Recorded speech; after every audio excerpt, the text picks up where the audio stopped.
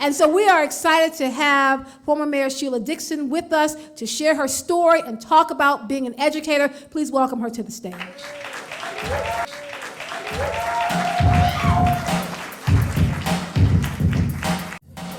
How y'all doing? Well, he had one song on, a rap song, and I'm old school.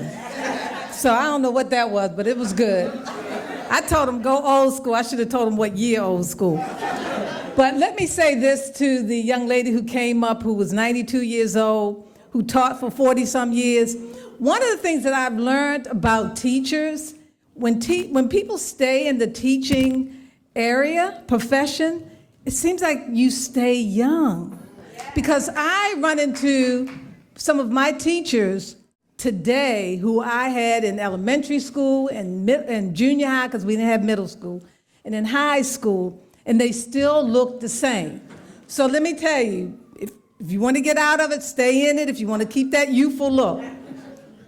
So all of my stories are connected. So let me just back up a second. I went to school 87 before the other Sheila, and during that time, schools weren't integrated. And I had an old white teacher when I was at 87. And this particular teacher used to tell the black students that you would end up to be nothing. And it was at that point when I decided that I was going to become a teacher. And so whatever it took, I knew I was going to become a teacher. I was a middle child. I had an older sister, older brother, and a younger brother.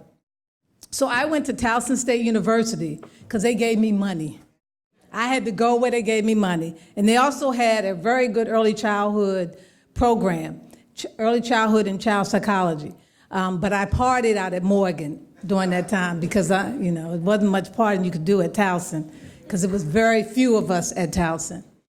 So when I had my student teaching experience, I was at Stewart Hill Elementary School. I don't know if they still call it Stewart Hill. It's right by Union Square in Southwest Baltimore. They used to call it Pigtown.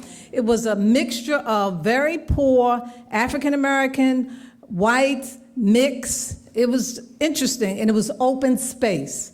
So my student experience, I worked with kindergarten and pre-kindergarten. We had 3 kindergarten teachers on one side and 3 pre-kindergarten on the other side. And during that student teaching experience, I have to say that those teachers were phenomenal in helping to guide me and to teach me and to really give me the kind of information I needed. So when I graduated from Towson, Baltimore City Public Schools, there was a waiting list. Now, I don't think that's the case today, is it? Well, it was a waiting list back then. Yeah, some of y'all weren't born. Most of y'all probably weren't born. It was a waiting list. So I was 23 years old, 22, 23, 5'3" and a half, 100 pounds.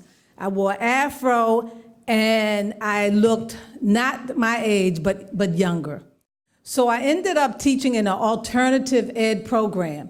And within that alternative ed, it was called Baltimore Prep. And actually, to this day, we need a school like a Baltimore Prep where it was young people who couldn't make it in the regular school system. It was the worst of the worst young people. Now keep in mind, I lived uptown, grew up in Ashburton, sat on the steps, really wasn't engaged except for my little community, not like my brother who was a year older than me. I wasn't like out there.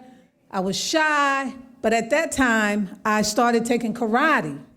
And I met this young man at a nightclub called Odell's and Gatsby's. Y'all know about that.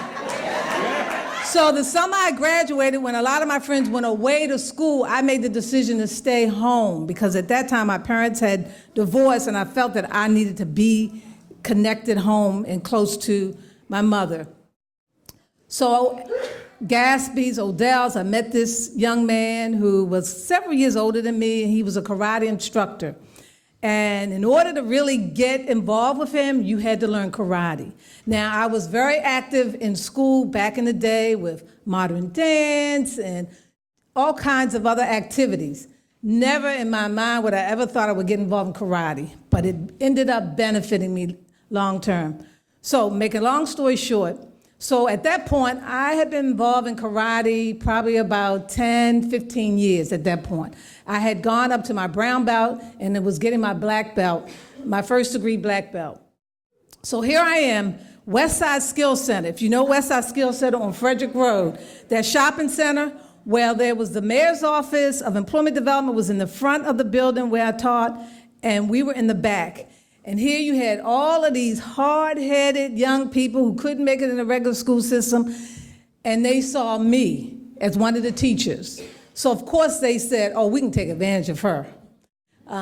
So what I did was, because they also worked, we found jobs for them, so they were in class. They had very intense psychological group sessions to really deal with issues that were not allowing them to achieve their ability, because some of them were bitter. I mean, same issues that kids have today, but they had very intense therapy along with teaching. And I was a classroom teacher, and we also participated in the intense therapy because it also benefited us. But of course, the young people in my class who were probably between the ages of 17, 18 years old, they knew how old I was. They saw how timid I looked. So one day, I wore my karate outfit in to school, and I said to them, I said, okay, I know y'all think I'm timid and that I can't handle myself. I said, all right, which one of y'all want to come up here and challenge me right now? Now, mind you, you're not supposed to fight in school. You're not supposed to. So one of the young ladies came up and challenged me, and I ended up doing a backspin kick, knocking her over, and at that point in time, after that, the rest of the class began to respect me, and they were doing everything that I asked them to do in the class. Now hold that right there.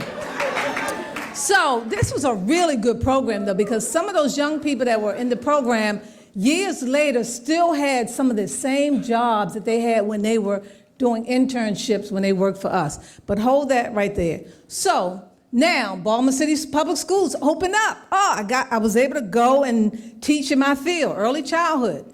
So I had kindergarten. Now, I love teaching. I love working with the kids. I was really good with assessing a child to determine how they learn. Every child does not learn the same way, and you really have to take the time to work with them. Some of them phonetically, some of them by sight, but every child learns differently.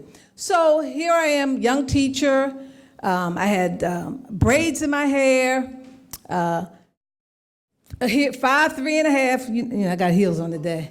5'3" and a half, still looked, and they were like, how old are you? How can you be teaching these children? You look like you are their age.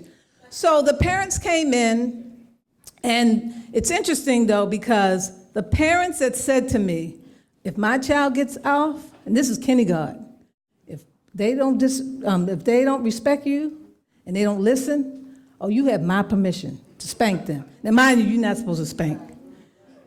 And then there are other parents that came in. Now, keep in mind, this is Southwest Baltimore, Pigtown. You had black, white, and mixed. Very poor individuals. Then you had other parents that come in. You put your hands on my child. You know, very professional. Oh, I would never put my hands on your children. So, aside from karate, I used to do meditation. So I would put the kids in a circle, and I would begin to teach them how to meditate. And so even in the kindergarten, you have kids that don't want to listen. So the kids that parents said that I could spank them, no issue at all. The kids that said, don't you put your hand on them, you had your challenges. So a couple times, I stepped on a mini toe by mistake. But what I did was, I said, okay, let me stop stepping on the toes to get them straight. What I did was I brought in my karate outfit. I said, now, I wasn't going to challenge them. I was just going to show them what I could do. The fact that I could break bricks and I could break wood and that I could do X, Y, and Z. And when I showed them what I could do, I had no issues from then on with the kids that gave me the challenge. So, back, Baltimore Prep. What I found was that in teaching during that time in Baltimore City Public Schools, if you weren't connected with a particular sorority or particular organization. Now, mind you, I went to Towson State, predominantly white.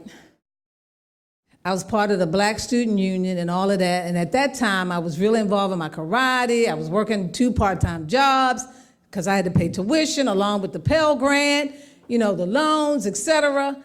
And so I really didn't have time to be involved in joining a sorority or fraternity.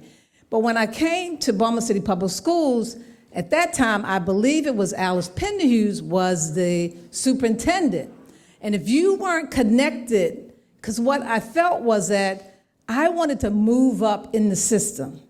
And I loved teaching, but I also realized that in order to make changes policy-wise, I had to move up in the system. But I wasn't connected. I've always been an independent person, but I will work with groups of people. I had this one student, Christina, who was mixed. And I could tell that she could read very well, and she could read like on a 2nd or 3rd grade level. And I went to the principal and I went to my supervisor and I said, I think that Christina should go and skip a grade so that she could work on her academic skills. I knew she needed the socialization piece of it being in the kindergarten.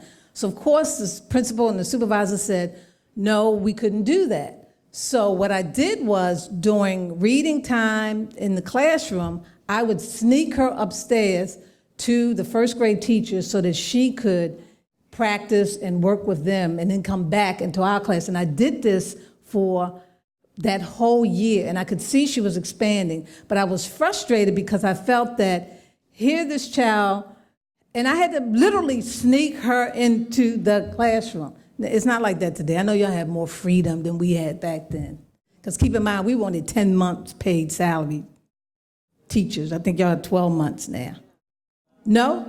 Oh, I heard y'all had 12 months. We had 10 months, so we always had to have a summer job, etc.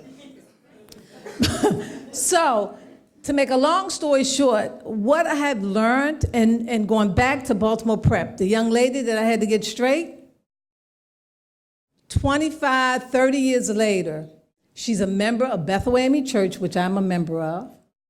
She's also a part of my stewardess board. The one thing she didn't do back then when we kept saying about getting her GED, she went on with her life, she had a family, she's now a grandparent, was to get her GED.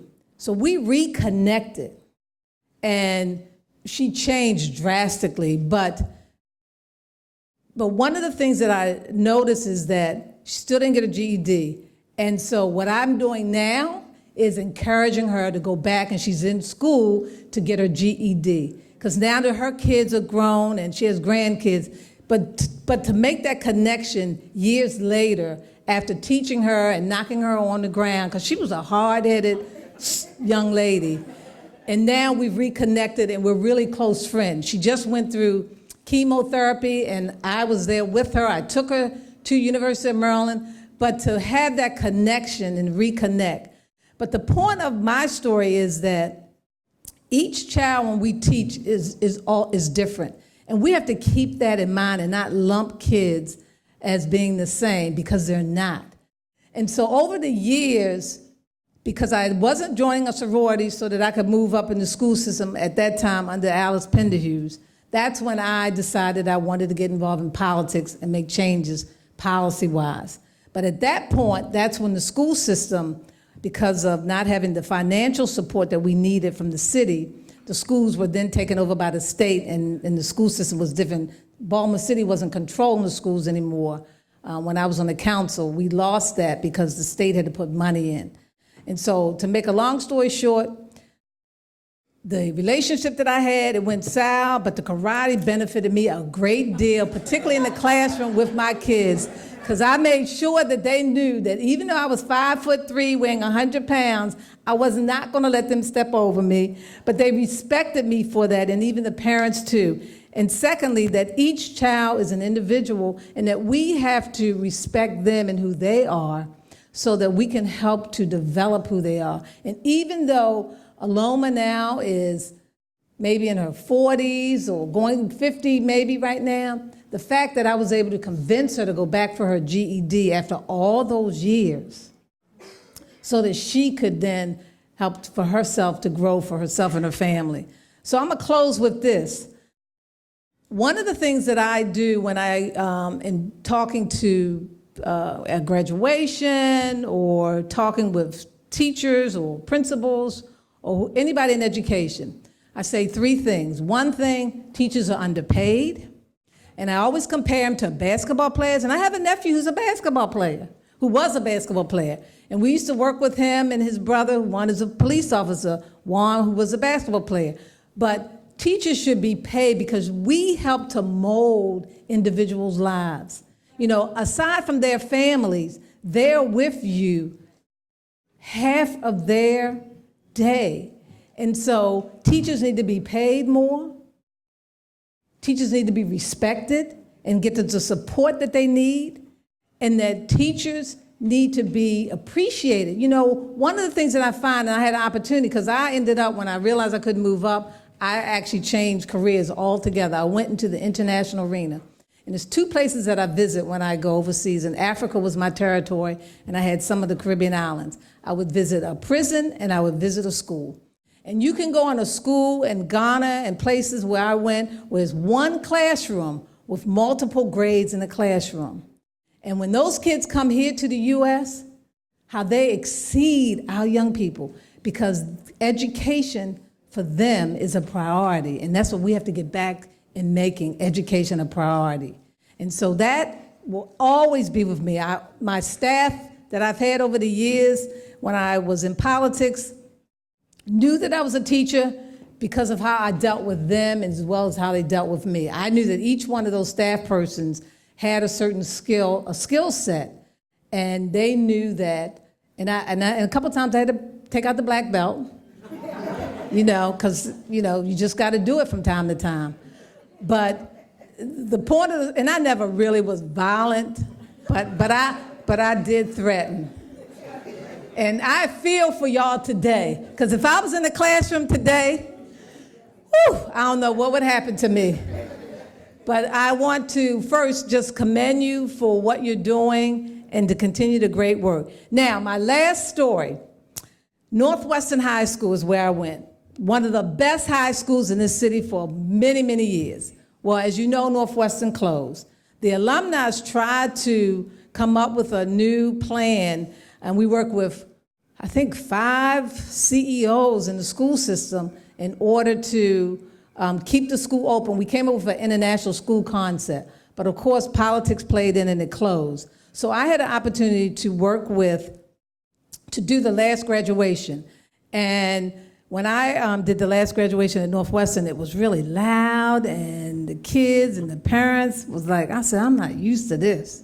I mean, it was just so disrespectful. They say, please don't get out of your seats or clap until after all the kids are called, and they don't listen, and they're coming up. I left there with a headache. Well, when I left the school, I was leaving the campus, I saw one young man, and he had a shirt and tie on. And I went over to him because he had a shirt and tie on, and I said, congratulations. I said, you look really nice. I said, so what are your plans? He said, looked at me dumbfounded. I don't have any plans. I said, how you graduate from high school with no plans? I said, well, what do you like to do? He says, I like construction. I said, this is your lucky day, because I work with contractors. One of my clients is the Maryland Minority Contractors Association, so I work with contractors. I said, give me your resume, and I can't guarantee you anything, but I will share your resume with one of the companies. He says, I don't have a resume. I said, how do you graduate with no plan, no resume? He went back to school the next day. And mind you, this young man grew up in Park Heights. He lives in Park Heights. His father's raising him. His mother's on drugs. But he took the initiative, went to school the next day, and he wasn't a bright young man. You know, he had some learning challenges. But he went back. His teacher helped him with the resume. He sent me the resume. I said, I'll send it out. One of our contractors contacted him, interviewed him, and said, I will give you an internship, but you have to go through Jumpstart. This is a program, it's a pre-apprenticeship program. He went through Jumpstart. He invited me to his graduation. I went to the graduation. It was at Our Daily Bread. The first new school that was built, I think it was Fort Worthington that was rebuilt. He was working with the contractors at Fort Worthington. making $21 an hour. So he calls me to keep me apprised on what he's doing. But keep in mind, if he didn't have that shirt and tie on, I don't think I would have stopped because I had a headache when I left that school. So, but my point is that, you know, you never know who you connect with and the difference that you can make in a young person's life and what you say to them or how you respond to them. But it's all about love. So I just want to commend all of you for what you do. Continue to do the great work. You see this young lady over here who's 94 years old, looking younger than that. Education, teaching, keeps you young. Thank you.